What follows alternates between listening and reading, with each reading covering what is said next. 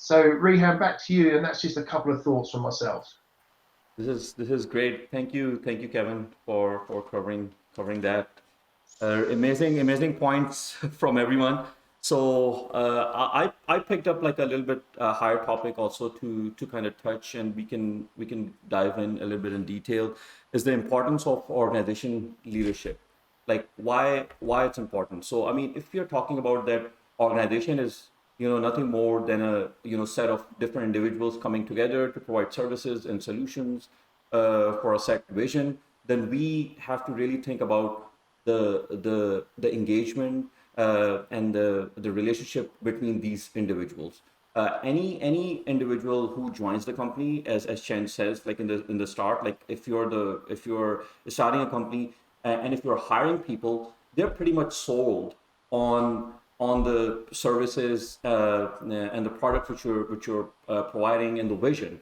Like the first day they join, they are looking for that like execution, like how you execute it. Where are my leaders? Like how they manage. What's the the chemistry between the team members, between the leaders. So that's where the leadership teams like pretty much has to be like engaged, and they know that they're not asking, like the individuals you're hiring, they're not actually asking it, but they are asking it, right? They're asking like some of the major questions is like, okay, I I I know my skill set. I'm here to engage. I'm sold on the vision. My leader is at doing anything to grow me. That is the question they're asking. So we have to, like, as a leader, we have to intentionally pretty much thinking about that, that are we answering those questions. The other question they're asking is, can I trust whoever I'm reporting to? Leader, from starting from leadership towards the member, is that the culture we are setting up while the new talent is kind of walking in into the company? These are all pretty much like core responsibility of leaders. We cannot say that they should ask, or they should why don't they tell us? They will not, right? That's not their job. That's our anybody in the senior leadership position. That's their job, and that is the difference between, and that key factor is the difference between if the talent who walks into the company, if they stay long term, or we're going to lose them. Because I mean, uh, if they're feeling that, okay, there's no growth, there's no connection, then there is a chance that they will be, although they are sold with the vision, they're sold with the services, but they're like, okay, how I'm gonna provide my services to the best of my ability if those are the things are not there, if I'm not growing.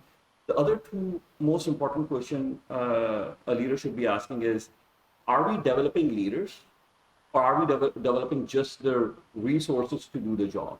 And the whole philosophy changed. Like, if you're thinking like, okay, we have the resources, but we are developing them as a leader, you're already creating like a path for them, like 5 year, 6 year, 10 years path. And that kind of makes them more engaged. Like, whatever the questions they're asking, kind of pretty much embedded in there. If they get the response that no, they're not developing the leader, they just want my resources, my services as a resource, there is a huge chance that the you'll lose, like, talents of the industry, and they will be transitioning. So retention of the talent pretty much based on how you are engaging, what's your relationship with the team members, how you're moving these things forward. So those are some of the key points which I wanted to touch, because I'm kind of pretty much engaged with different companies with the senior leadership teams, and how you think about it pretty much change how you establish your culture.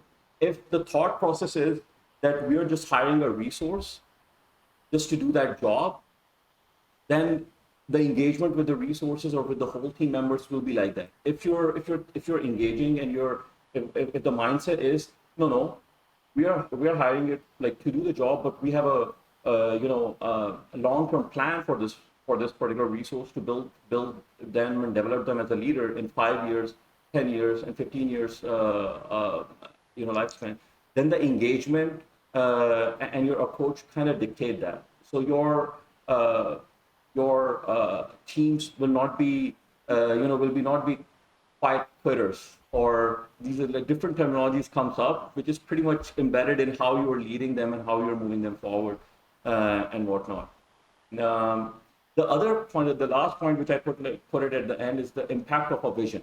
Like we could have talked about it in the start, but I intentionally put it at the last because like once you have a team, like you have different units, uh, your vision, the company's vision needs to be really powerful, and it should be bigger than any member sitting in the leadership team.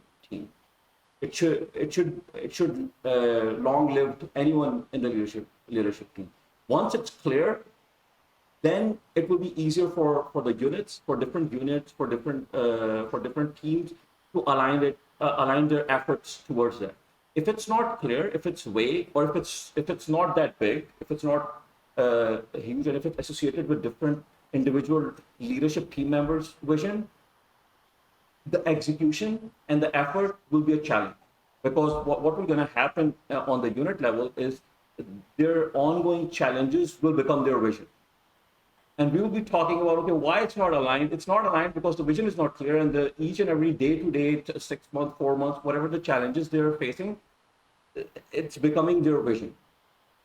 So it's really important for a leader to create and paint a greater picture of the vision and keep aligning the effort with that particular vision, so the clarity is there, and there's like a clear path for everyone to provide their services towards that vision.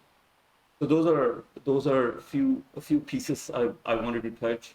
I think I'm on time, but we still have 10-15 minutes because we kind of rushed through everyone, so that I wanted to save some time at the end. If there's other questions coming up in anybody's mind based on the topic, we can throw questions to each other and we can discuss it, so that it can create a bit more value on everyone's topic.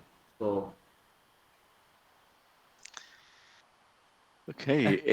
I mean, the first thing was that it was it was really interesting to see we all coming from sort of quite different backgrounds, and but the theme and the thoughts which is coming out of each of the discussions quite, aligned quite well with at least what I had in mind, how to grow a business, and especially what Rehan, what you were saying from a leadership point of view, it is absolutely key. Even you know when you start your business and you start bringing people in, you start leading, and if you don't have that in the back of your mind, that there is, you want to retain these people who are you're investing your time as well as they're investing their time in your business. If you don't retain them, it's a wasted effort, because you're just having that resource for a bit of their skills, and then you lose them, then you start again, and then it goes on. But it's a key aspect for sure, that leadership. And also, exactly the bit what Tony was talking about. Once you start growing your business, and how do you really look at each of the departments, or each of the functions in the organization, to generate revenue, how you look at those strategies. That was quite key as well for our growth. And then finally, what Kevin was saying, diversity and inclusion. It's just so key in business growth. It's one, it helps stabilize your business internally to grow, as well as that aligns very well with your clients who are like-minded, who are also growing with the same sort of concept. So yeah, it was really interesting listening to all three of you. That was great. Thank you. I think if I can just pick up on the discussion around talent, and look, I've had sort of 20 years in law enforcement, 10 years in industry working for sort of the largest FTSE companies, and talent is something that's always been at the forefront of my mind, and I've always taken a personal responsibility as a leader to make sure that I'm growing and generating talent. And I think part of this comes back from a leadership perspective is investing in those authentic relationships with the talent. 100%. Is yes, everybody wants a plan, but if the plan is not going to be backed, it's not authentic, it's easy to say, right, here's an A4 sheet, this is what your development plan looks like. But generally showing how you're invested, how you can contribute, I think makes a difference. But more importantly, it's the benefit that you get in really helping the talent thrive, giving them the space to be able to lead, continue, develop, and ultimately contribute to the vision. And I think that's the sort of difference between having talent that's going to continue to grow versus lots of people that perhaps have hired talent only to see, as you said earlier, Rehan, only to see those people then leave. It's no different to a professional sports person where, yes, they may start being a member of a certain club, but rest assured, if they're not given the ability to train to be match fit, they're going to be two things. They're either going to leave, or the skill that they have is soon going to deteriorate. So I think investment in a sort of authentic relationships to help sort of, continue to grow and spot talent. 100%.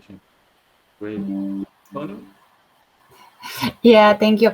Yeah, I mean, I stand 100% behind what everybody said. And the topic that is really quite close to my heart and quite dear to me, and which you mentioned, is, are we developing leaders, or are we just developing resources? Are we just using the person's resources to get what needs to be done? And I think this is really, really key, because if we want to be long-term thinking, if we want to build a sustainable business, if we want to build a sustainable revenue generation strategy and a solid team in the long term, we do need to be developing people as opposed to just viewing them as resources. So yeah, it's just people's empowerment. Because, and another quote which I really, really like is, you don't build a business, you build teams, and then the teams build the business. You build people, and the people build the business.